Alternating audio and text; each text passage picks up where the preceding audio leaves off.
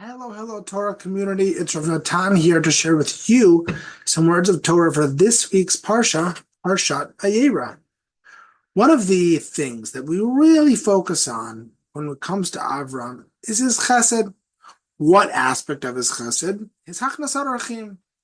See, as the parsha opens up in this week's parsha, where these three angels are coming and Avram goes really out of his way to make sure that they're cared for, washing themselves, food, drink.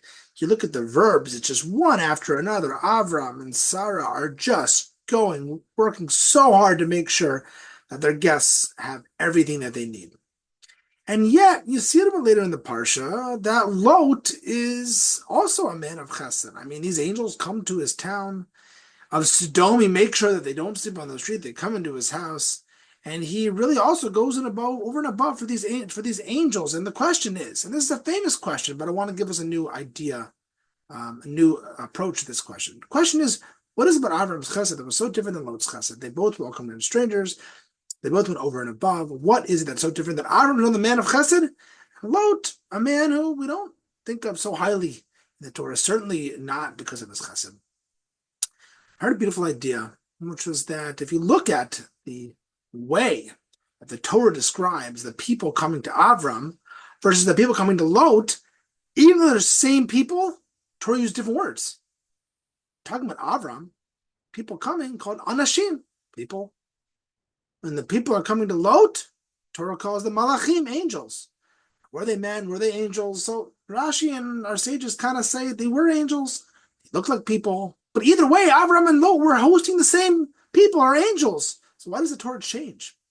The idea is that Avram did his hachnasat orachim, welcomed them in, went over and above, and he just thought that they were regular guys, regular people, walking around in the desert, needed a place. He went that over and above for people that weren't special, weren't important. They just were people who walking around, needed something. Lot, why did Lot do his chesed? Because he saw them as malachim. They were important. They were esteemed. Oh, wow, then I have to host them and I have to go over and above because of the stature of these people.